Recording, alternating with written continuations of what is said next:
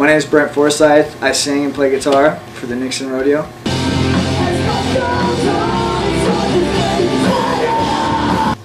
My name is Travis Singleton. I slap at the bass and I sing backup vocals.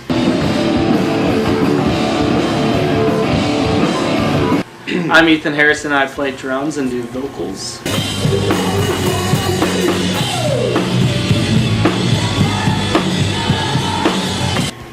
Josh Kreitz, lead guitar.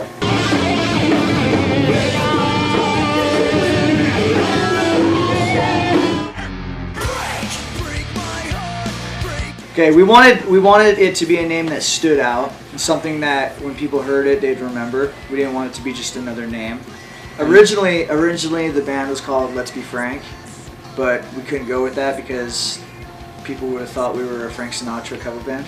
I wish.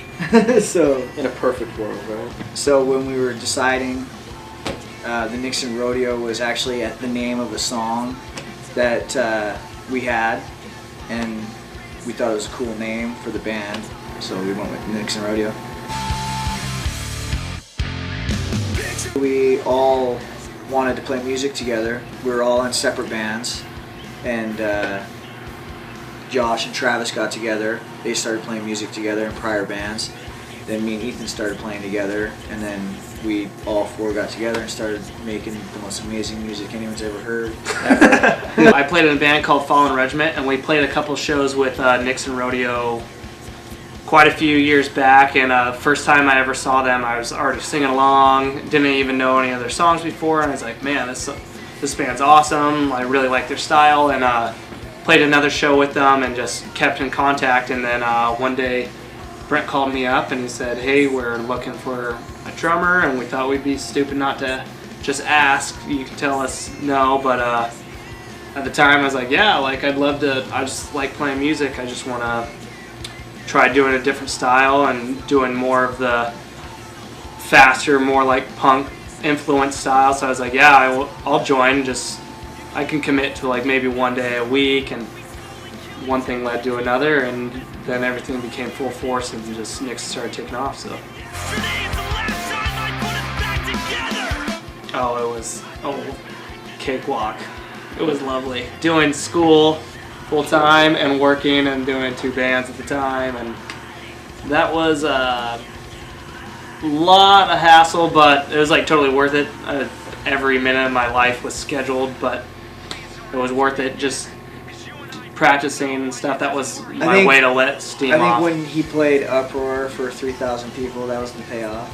Yeah. You know? No, that like when we opened up for Godsmack, that was pretty cool. There's a lot of sacrifices that all of us have to make, like to be in a band. It takes so much time to like do practice and do shows, and it's a lot of our money. But like when you get to play a big show, there's the payoff. And basically, when I'm so busy with school or work, coming to practice like didn't feel like it was more to do. That was my stress relief. So basically, it probably helped me get through school, and maybe not with the most sleep, but it helped me survive it. So.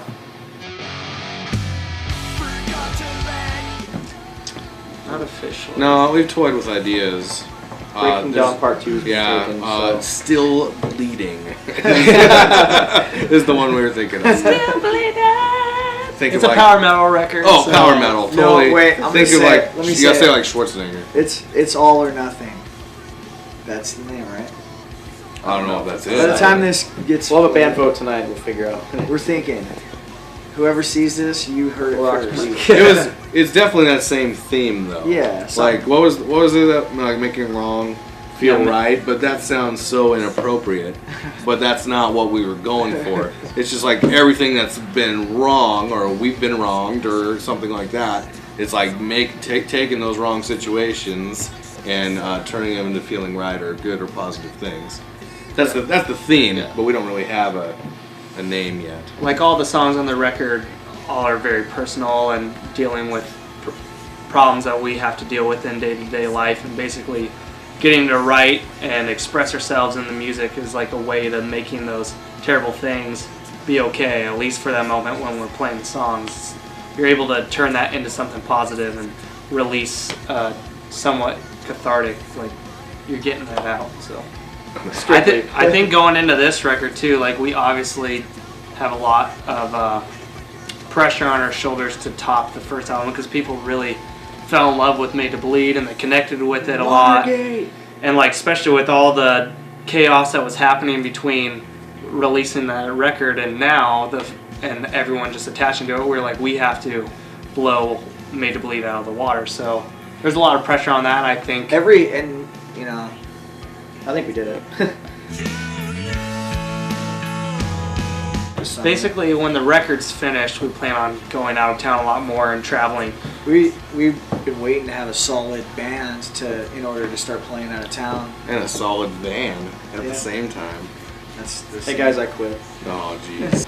Get ready for 2013 as we drop the new album and music video. There's a lot of cool stuff coming, so we're really excited and hoping to get more people along for the ride. Rodeo. Rodeo. Rodeo!